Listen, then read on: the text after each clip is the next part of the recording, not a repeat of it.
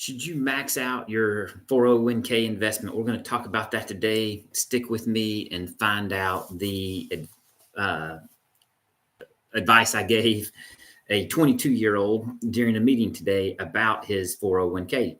Hi, my name is Jeff Wright. It's Fish Creek Capital. It's Tuesday, November 25th, and we are live and unedited to talk with you about just news and investment education, specifically focus on dividends, dividend growing companies, and building a long-term portfolio around those ideas. So today, kind of just normally try to start off with what the market has done. It is after the close today.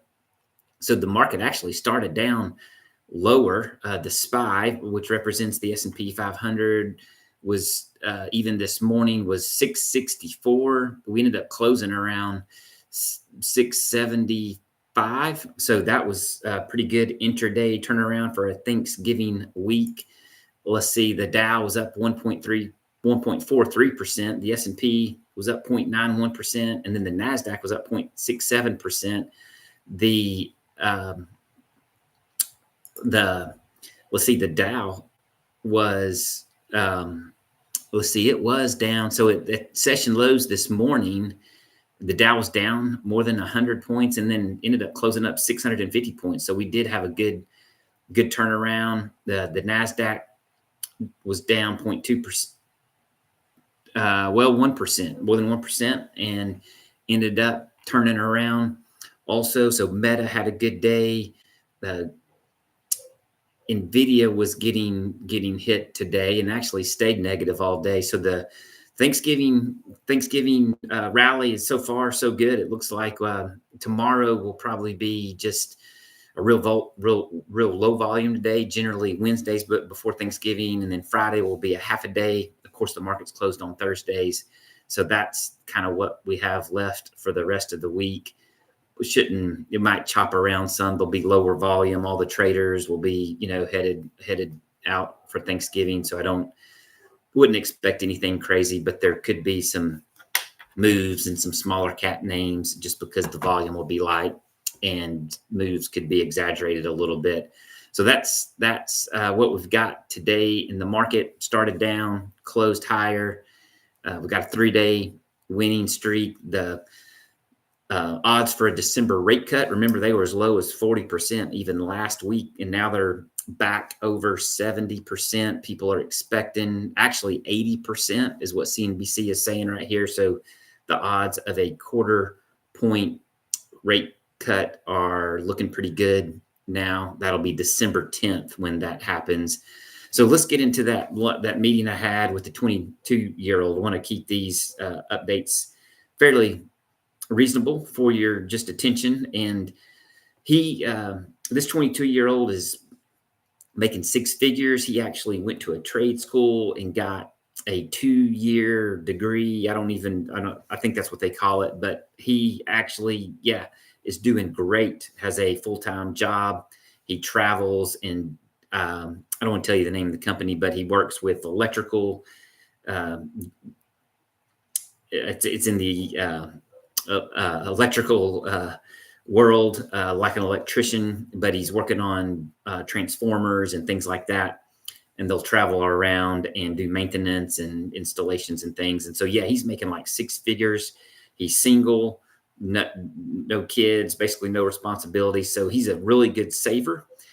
He's actually already got 15% of his income that he is actually putting in his 401k. And so he was asking about what he should do with that.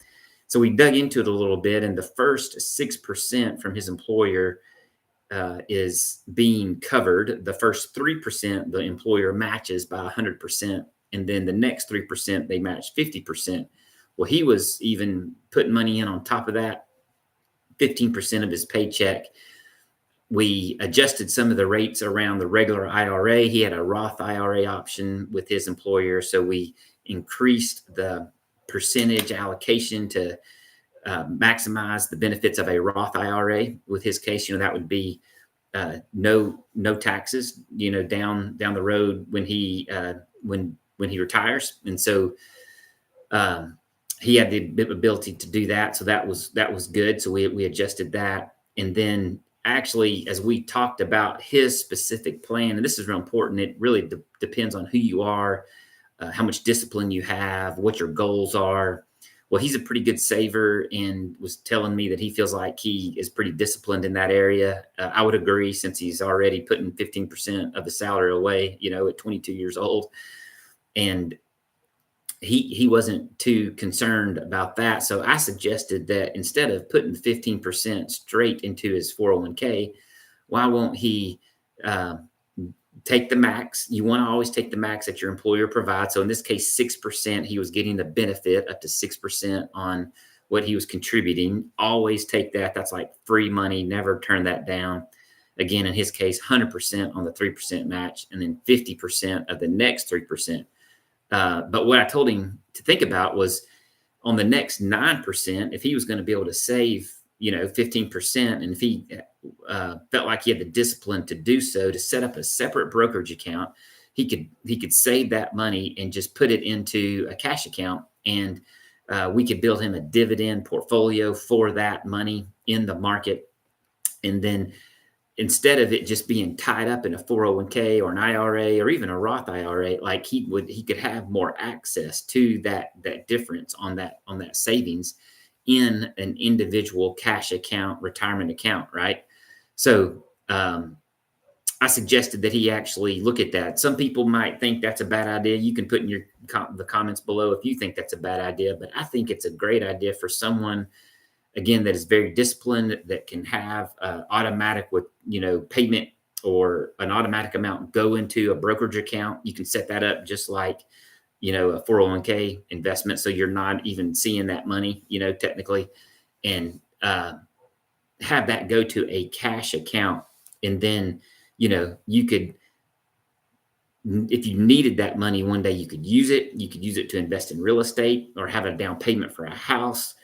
And while you can do some of those things with a retirement account, I guess as an investment property, you might not be able to. You can take part of 401 or an IRA to put toward a house, actually, I believe. But like the simplicity of having the cash available in a cash account, cash brokerage account that is still invested, I recommend, because it's going to give you a lot more flexibility. You're going to have a lot more choices when it comes to your specific investments. His employer probably had 10 different choices, that he could choose from, but he was limited to those choices. And so if you create your own cash account, again, with that extra savings, you can create that dividend portfolio and specifically focus on dividends that are growing and increasing. And so I think that's a great plan for him. Again, that was a specific plan for his situation. That's not necessarily for everybody, but something to think about. If you're able to save, maybe don't always put it in your 401k. You do want to max out those contributions. Always do that. But something to think about. If you can create a separate brokerage account, save that money just the same, and have a lot more flexibility, a lot more freedom with that money. So it was a great conversation. He is setting up himself for a lot of success in the future, saving this early. I would encourage you to do the same. If you would like help looking at your portfolio, please reach out. You can reach me at fishcreekcapital.com. Click on Learn More, and I would love to take a few minutes to go over your account just the same. That's a free opportunity there. So if I can help you do that, I would love to do so. So I think that's got us for today. Again, we had a good market day. We'll head into Wednesday, Thanksgiving week. Enjoy just your family and think about all the things that you're grateful for. And we'll see you tomorrow.